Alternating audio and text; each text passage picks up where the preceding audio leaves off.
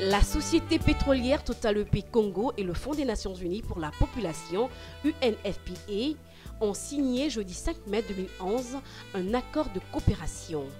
La cérémonie relative a eu lieu au siège de l'opérateur pétrolier à Pointe-Noire. 2 mots de circonstance ont été prononcés lors de la conclusion de ce partenariat qui lie désormais l'institution onusienne et la filiale congolaise du groupe Total. Le directeur général de Total EP Congo, Jacques Azibert, a dit sa joie de voir émerger cette collaboration qui appuie l'effort déployé aujourd'hui par le gouvernement dans le cadre du développement socio-économique du Congo. Ce partenariat, en adéquation avec la notion de responsabilité sociétale chère à Total EP Congo, est le fruit d'une réflexion, d'un constat. Il est aujourd'hui plus que nécessaire de participer à l'amélioration des conditions de vie de la population congolaise, notamment en ce qui concerne la santé maternelle, l'appui aux personnes vulnérables, la prévention du VIH-Sida ou encore l'amélioration de la condition féminine. C'est donc avec détermination que Total EP Congo s'est rapproché de la représentation du Fonds des Nations Unies pour la population, UNFPA, en République du Congo, dont les actions répondent à ces préoccupations. En début d'année, votre organisation et notre division responsabilité sociétale et communication ont œuvré à jeter les bases de l'accord de coopération que nous allons signer aujourd'hui. Ainsi, sont apparues comme des priorités la mise en place de projets de renforcement de structures de santé maternelle, de lutte contre les fistules obstétricales et d'appui à la réhabilitation de personnes vivant avec un handicap. Ces projets constitueront les premières étapes de cette coopération. Cofinancés par l'UNFPA et Total EP Congo, ils seront conduits par un comité de pilotage qui aura bien entendu le support de notre division médicale. Ces actions s'inscrivent dans la volonté de l'entreprise de participer du mieux que nous pouvons à l'effort déployé aujourd'hui par la République du Congo dans le développement tant humain qu'économique du pays. Vous le voyez, l'axe santé est au cœur de nos préoccupations et demeure un véritable pilier de notre politique de développement durable. C'est pourquoi, monsieur le directeur départemental de la santé à Pointe-Noire, monsieur le représentant du Fonds des Nations Unies pour la population en République Congo, attentifs au caractère fondamental de nos actions en faveur de la population congolaise, nous sommes fiers de signer avec vous cet accord dont les actions vont soulager, j'en suis certain, bon nombre de personnes. Je vous remercie. Même engagement pour le représentant du Fonds des Nations Unies pour la population, UNFPA au Congo, David Lawson, qui confirme les objectifs principaux des 2 institutions associées pour renforcer leur action en vue du bien-être de la population congolaise. Monsieur le directeur général, mesdames et messieurs, la société Total dispose d'une politique et d'une longue expérience du développement durable, notamment en ce qui concerne la maîtrise de l'impact de ses activités sur les personnes et l'environnement, la contribution au développement économique et social national et l'anticipation des besoins de l'avenir. L'UNFPA est une agence de développement international qui appuie les politiques et programmes de développement visant à réduire la pauvreté et assister les populations vulnérables, notamment les personnes âgées, les personnes vivant avec un handicap et les populations autochtones.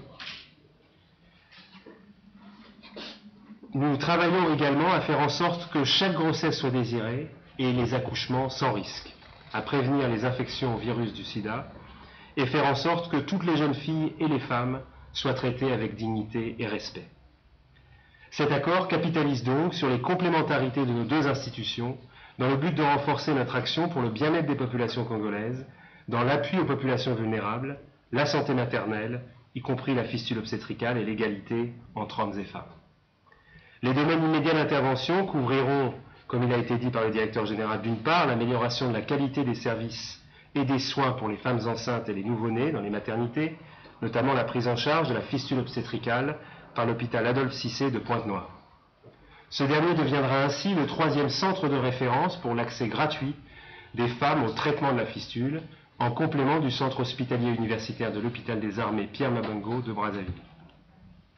À ce titre, je me réjouis tout particulièrement que les principales priorités de notre accord que nous avons retenu ce grave problème de santé publique que constitue la lutte contre la mortalité maternelle, dont le taux reste élevé au Congo, avec 781 femmes qui meurent en donnant la vie pour 100 000 naissances vivantes. Comme vous le savez, la santé maternelle est la priorité numéro 1 de l'UNFPA au Congo, avec l'équité de genre et la prévention du VIH. Je suis convaincu que nos efforts communs dans ce domaine contribueront à l'éradication de la fistule obstétricale et à l'efficacité de la gratuité de la césarienne qui pourrait aider à réduire de 25% le taux de mortalité maternelle au Congo lorsqu'elle sera effective prochainement. D'autre part, nous allons œuvrer ensemble à la mise en œuvre de la politique sociale nationale concernant les populations vulnérables et plus particulièrement en appuyant des centres d'adaptation et de réhabilitation pour les personnes vivant avec un handicap à Pointe-Noire et à Brazzaville. D'après l'OMS, en effet, les personnes handicapées représentent 1,5% de la population générale, soit ici au Congo plus de 55 000 personnes. Monsieur le directeur général, mesdames et messieurs, nous devons d'être ambitieux et nous le serons. Pour la représentation de l'UNFPA au Congo, cet accord est non seulement un instrument de coopération, mais aussi un outil de financement innovant des programmes de développement nationaux soutenus par l'UNFPA, aux activités stratégiques à grand impact, dont les résultats positifs doivent permettre au gouvernement congolais de capitaliser sur les investissements réalisés et s'approprier et pérenniser les activités initiées. Le Congo est un pays à revenu intermédiaire et à ce titre dispose d'une aide bilatérale au développement très limitée malgré les besoins criants de ses populations. Cette situation est aggravée par la crise financière internationale dont les effets pèsent lourdement sur l'aide internationale au développement. En outre, de nouveaux besoins apparaissent sans cesse, notamment pour répondre à la situation humanitaire dans le département de la Likwala ou encore pour faire face aux conséquences de la récente épidémie de poliomyélite sauvage qui a durement frappé le pays. Ceci nous oblige à mobiliser davantage de ressources, y compris financières, pour répondre aux attentes pressantes des populations. Et je tiens à saluer la générosité de la société Total EP Congo à cet égard. Monsieur le directeur général, mesdames et messieurs, en terminant, je voudrais vous redire la joie que j'ai à signer cet accord aujourd'hui. Le groupe Total est en effet un partenaire important du progrès économique et social, non seulement ici au Congo, mais également à l'échelle planétaire.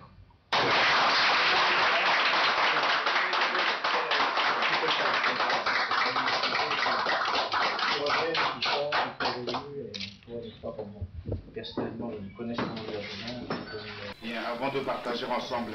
Cet accord de coopération a été bien accueilli par tous les acteurs de la lutte pour le bien-être social, car il arrive à point nommé pour renforcer leur action en ce qui concerne la santé maternelle, l'appui aux personnes vulnérables, la prévention du VIH-Sida et l'amélioration de la condition féminine. La signature de ce partenariat arrive à point nommé au moment où, dans nos objectifs du millénaire, nous voudrons réduire la mortalité maternelle et infantile. Et nous avons toujours considéré la personne handicapée comme un paria de la société. Si déjà il y a un partenariat signé avec Total, je crois qu'en ce moment-là, nous pourrons, ça nous donne comme un souffle de soulagement. En ce moment-là, nous pourrons appuyer plus facilement les activités de la personne handicapée et aussi venir en aide à la femme en état de gestation ou alors pour son accouchement, puisque jusqu'alors, dès lors qu'on nous a décrété la césarienne gratuite, ça n'a pas encore été mis en œuvre. C'est une grande joie pour toutes les personnes handicapées de la ville de Pointe-Noire et ceux du département du Kwilu, parce qu'à partir de cet accord qui vient d'être signé, nous sommes rassurés que, pour ne pas dire la quasi-totalité, mais au moins dans ses moindres détails, les problèmes de personnes handicapées trouveront leur solution. C'est dans une atmosphère conviviale qu'a pris fin la cérémonie.